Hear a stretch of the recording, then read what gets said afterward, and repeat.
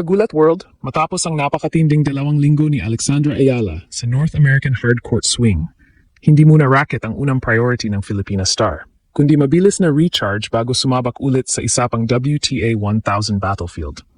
Matapos ang kanyang round of 16 exit kontra Olympic champion Belinda Bencic sa Toronto, iniulat noong August 10th na plano ni Alex na kumuha ng maikling pahinga humigit kumulang 2 araw bago bumiyahe patungong Cincinnati. Hindi ito mahabang bakasyon. Ito ay reset button lamang para sa isang 21-year-old na halos walang pahinga matapos ang historic title run sa Washington at sunod-sunod na laban sa Canada. At may dahilan kung bakit exciting ang susunod na destination. Sa latest WTA tournament information, si Alex ay projected number 17 seed sa Cincinnati Open, ang pinakamataas niyang projected seeding sa isang WTA 1000 event.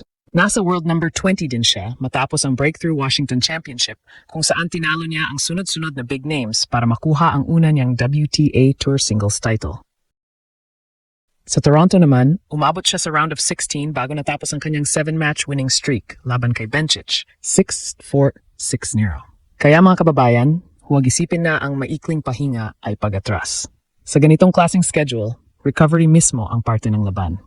At pagkatapos ng 2 araw na recharge, Cincinnati naman ang susunod na entablado. Ang tanong ngayon, gaano kalakas ang babalik na Alex kapag fresh na ulit ang katawan, malinaw ang isip, at kasama naman niya ang momentum ng Ayala Mania? Hindi ito paghinto ng kanyang momentum. Ito ang pagkataong mag-charge ulit bago ang panibagong pagsubok.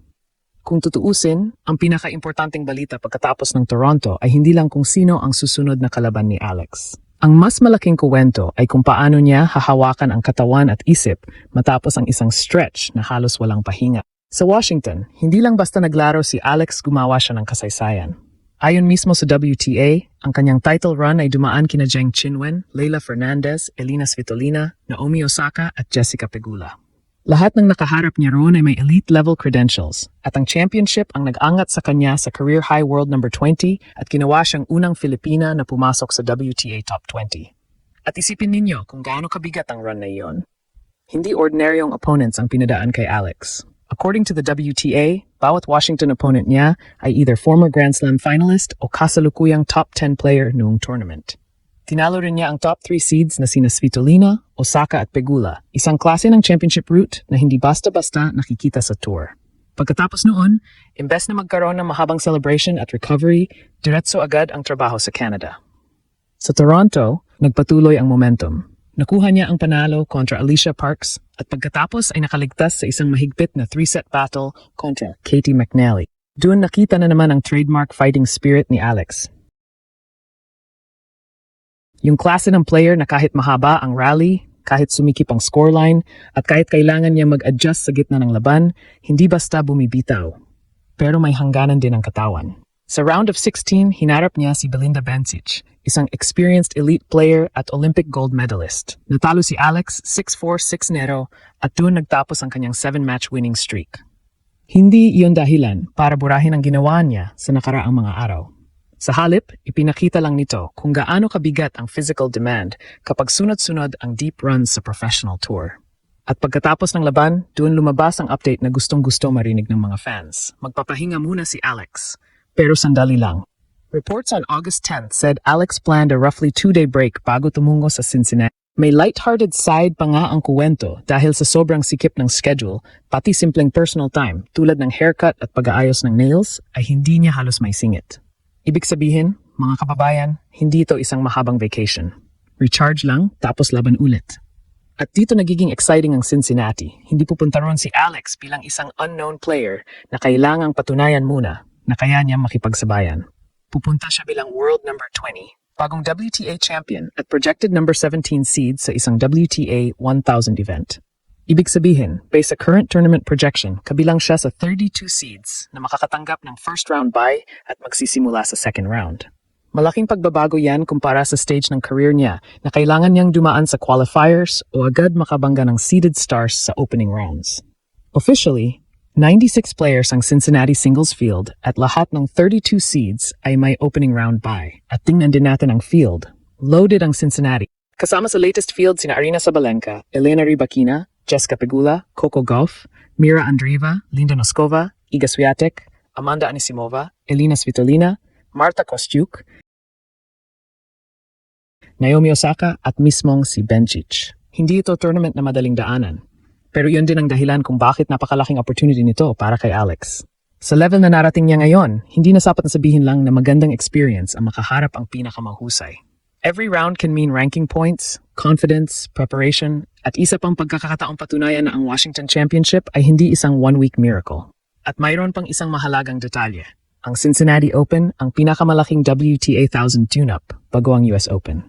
Kaya hindi lang trophy ang usapan dito. Para kay Alex, pagkakataon din itong i-fine-tune ang serve, returns, movement, shot tolerance at decision-making sa hard court bago ang final Grand Slam ng season. Kaya yung maikling pahinga bago Cincinnati, hindi yon pagkawala ng momentum. Baka yun mismo ang kailangan para maibalik ang explosive legs, fresh mind at killer instinct ni Alex. At dito pumapasok ang tinatawag nating Ayala Mania. Hindi na lamang ito hype na ginagawa ng Filipino fans. Sa Washington, umabot sa punto na mismong tournament director na si Mark Ian ang nagsabing napakalaking bahagi ng ticket inquiries nila ay tungkol sa kung kailan maglalaro si Alex. Ang Guardian reported na ayon kay Ian, around 80% or more ng ticketing inquiries sa isang period ay tungkol kay Alex. Yan ang magnitude ng nangyayari ngayon. At sa Toronto, nanatiling prominent si Alex sa official WTA at tournament social media coverage. Kahit matapos ang kanyang run, patuloy ang posts at fan reaction tungkol sa Filipina sensation. Ang WTA mismo ay naglabas ng content featuring Alex in Toronto, habang Filipino sports pages mabilis ding nag-shift ng usapan patungo sa kanyang next stop, Cincinnati. Ngayon, Cincinnati naman. At bago pa man magsimula ang main draw, ang official WTA tournament preview ay inilalagay na si Alex bilang projected number 17 seed. Isang simpleng numero. Malaking statement yan tungkol sa bilis ng kanyang pag-angat. Ang world number 20 ay hindi na outsider. Ang number 17, projected seed, ay hindi na player na madaling ilagay sa ilalim ng radar. At alam na ngayon ng buong locker room na kaya magtanggal ni Alex ng elite names dahil ginawa na niya iyon paulit-ulit ngayong season. Sa Washington alone, tinalo niya sina Zheng, Fernandez, Svitolina, Osaka at Pegula, habang ang kanyang victories over Zheng and Pegula pushed her season total to 7 top 10 wins according to the WTA.